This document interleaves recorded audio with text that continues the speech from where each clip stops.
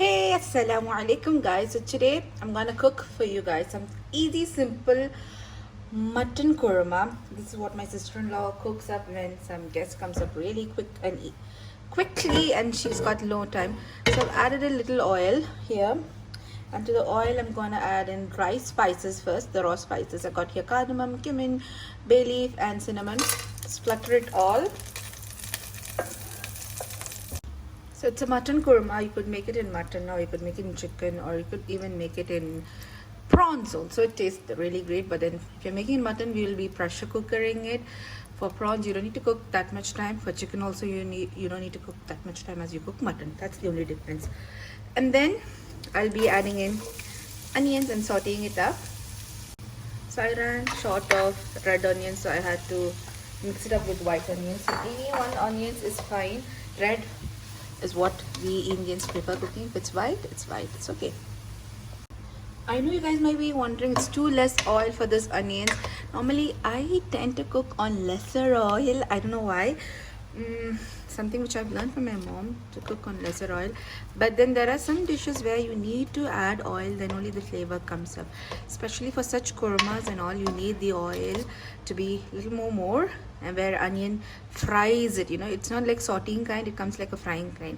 But it's okay, I have just sacrificed that frying kind to a sauteing kind. I'm gonna just add a little oil only. If you want, you could add in more oil, and then it should be little somewhat not brown crisp, but then somewhere near the brown onions it should be like that. So while our onions are sauteing there, I'm gonna puree 2 tomatoes. So I've taken approximately for 1.5 kg of mutton, I've taken around 5 onions, okay, 5 medium-sized onions, and sliced it. And I would be taking 2 to 3 big tomatoes. So I just got 2 tomatoes in the fridge. So I've ordered the grocery to get 1 more tomato. So 2 to 3 tomatoes.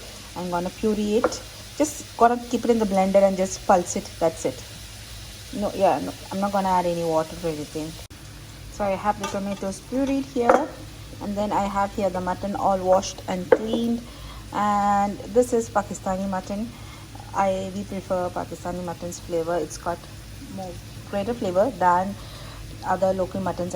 We personally feel it's totally on you guys to buy any mutton what you get in your place.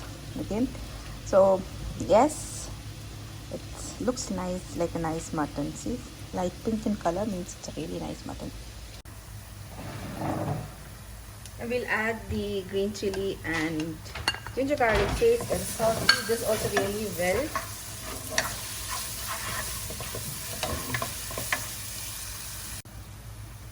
Now we'll add the mutton to this and saute this also really well. Before adding the spice mix, we need to fry the mutton and the masala really well. Now we're gonna add in turmeric powder, red chili powder, garam masala and salt, all the spice mix, and we're gonna add our tomato pureed also. And then I'll be transferring this to the pressure cooker and cook the mutton. Okay, I'm cooking in 2 cookers because my big cooker is not working. So I'm not adding in any water. I just wanted to show you guys that I've just added it as it is. Now if you feel you might tend to spoil the mutton or burn the mutton, you can add in little water. There's no harm in that. It's better to add half glass of water so you don't burn the mutton. And let's close and pressure cook it till it's soft. I keep on high flame for 3 whistles and then reduce and cook it for 10 minutes because this is actually really small mutton, so I know it cooks up really fast. Meanwhile, our mutton are being cooked there. I'm gonna grind coconut and cashews. We'll be adding little water and grind them to a nice thick paste. Just using the same grinder where I puree the tomatoes. I've already added the water in the grinder, and then to that I'm adding the coconut and cashews. I'm gonna grind it really smooth paste. Now let's add the coconut cashew paste to the mutton korma and mix it really well and thicken up the curry. It will thicken up really quickly. You just need to boil it up once and then it will thicken up, the curry will thicken it up. If you feel less spice, you could add a little pepper powder, but then for us it was perfectly fine. Last step is to do a tempering. To give a tadka to a pan, I've added a little ghee. To this pan, when the ghee warms up, I'll be adding in Kasuri Methi leaves and fresh mint. So at this point, you can add in any red chili powder or black pepper powder if you feel your curry is less spice, and then add to the curry. So the spices are also cooked in that way. There, our mutton korma is ready. Alhamdulillah, it was such a creamy curry.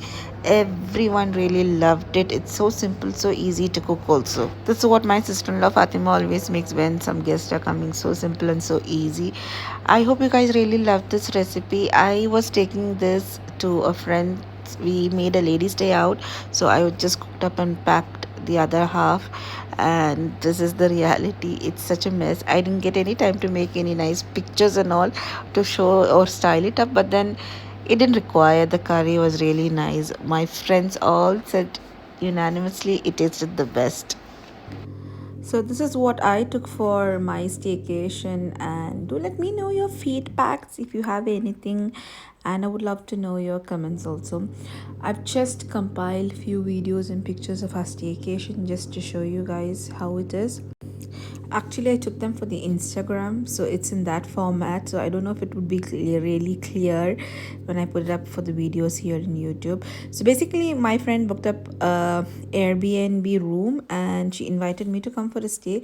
What I did is I took all my family, my sisters, my daughters, and my cousin, and all together, and we went there. So the main aim was to have fun with whatever time we have and whatever limited budget we have. This was not at all a fancy staycation or anything. I think she booked in a two-bedroom Airbnb because her sister is coming from abroad, so to stay with her sister. And you get really good options from in Airbnb from 200 dirhams onwards for a room. Depending on our budget, you could actually really book it out. Definitely, there was a guest limit, but still, it's for a day. So we just all went and barged in our house. Literally, it was the marina view. It was really nice, and girls had a stay over. We woke up to the beautiful sunrise, and the weather was really cold and chill and serene view also.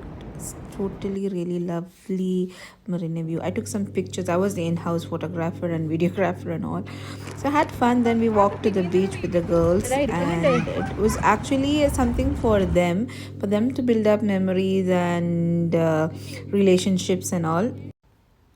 We took them to the JBR beach early morning, 8 a.m. I mean 7:38. That was something which I have never done recently, and it was totally fun. So irrespective you have big budget, small budget, you should find out time for yourself, for your friends, and for your children's friends also. It definitely brings in a great change, alhamdulillah. And I took some videos of my friends and all, and just made the day. It was really nice. We had a great day, alhamdulillah. And do let me know your comments and feedbacks, and what else, what recipe to see next, inshallah. Looking forward to read your comments.